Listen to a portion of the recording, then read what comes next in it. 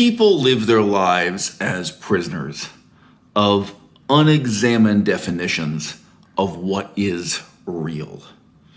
What does it mean to be a real man? What does it mean to be a real author? What does it mean to have really published a real book? What does it mean to be a real artist? What's really just a waste of your time? And I've spoken to several stand-up comedians who dogmatically insist that the only thing that's real is getting on stage and performing the same 5-minute set, the same 5 minutes of memorized and rehearsed material again and again and again.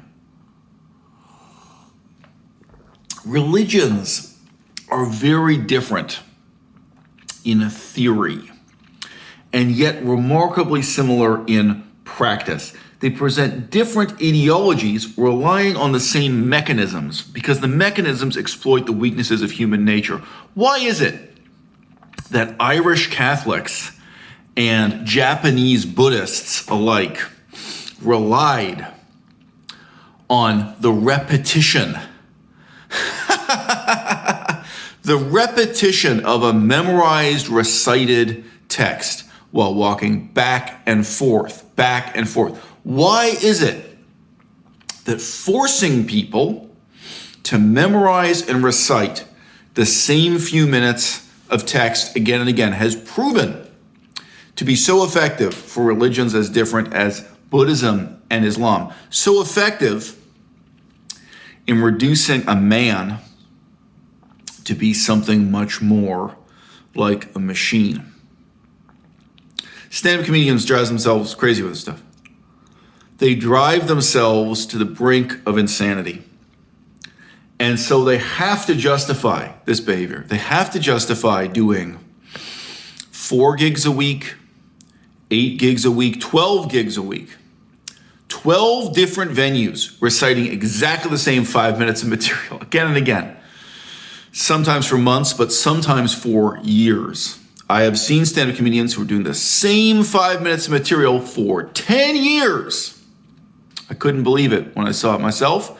YouTube makes it very easy to verify that. You can see someone do a performance, and you can watch a YouTube video they did 10 years ago, and it is verbatim, exactly the same text being recited, the same way a Buddhist monk would chant the liturgy, so to speak, chant a sutra, the same way that so many religions have, frankly, brainwashed people. Stand-up comedians are expected to brainwash themselves. And so they have to believe self-contradictory things.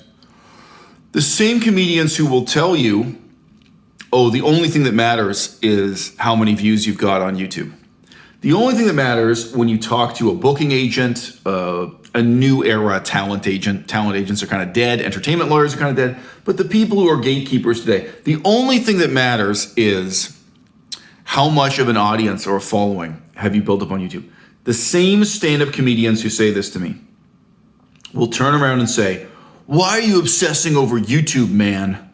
What happens on social media isn't real. The only thing that's real, the only real art form here, the only way to be a real comedian or a real artist, the only way to really make progress with your career, this is a huge illusion. The only way to really make progress is to get on stage, man, is to pick up that microphone and perform the same 5-minute set again and again and again. What happens to you? What becomes of the man, you know? I've had a lot of tragedy in my life. I studied Chinese, and I was forced to stop studying Chinese. Just to give one example, it's not the only example, right? But, you know, at least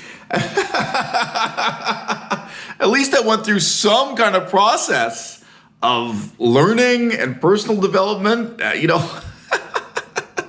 At least I was expanding my horizons. And what these stand-up comedians want you to do is commit to narrowing your horizons, narrowing your mind to a laser-like point.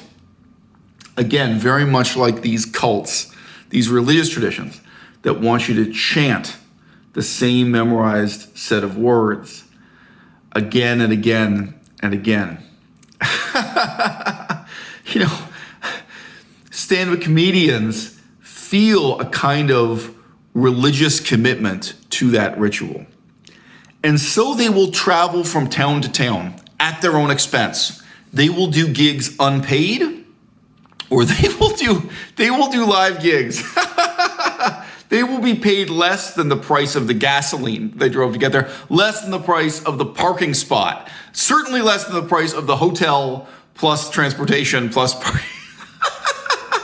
Just to perform in front of an audience of 15 or fewer people. That's what I see as standard, whether we're talking about New York City, Manhattan, or small towns in British Columbia, west coast of Canada. From the east coast to the west coast, from big cities to small, what I see are clubs, and if you don't know what you're looking at, maybe you think there are 25 people in the room. No, they're not. How many people are really members of the audience, as opposed to the comedians themselves and the comedian's wife, the comedian's husband, people who are the management for the venue.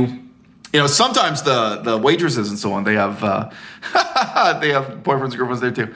Oh, you want to tell me that performing a live gig in a small town for 15 people or less, performing a live gig, even if it's in New York City, Manhattan Island, for 15 people or less, that is just so much more real than a YouTube video that reaches 500 or 5,000.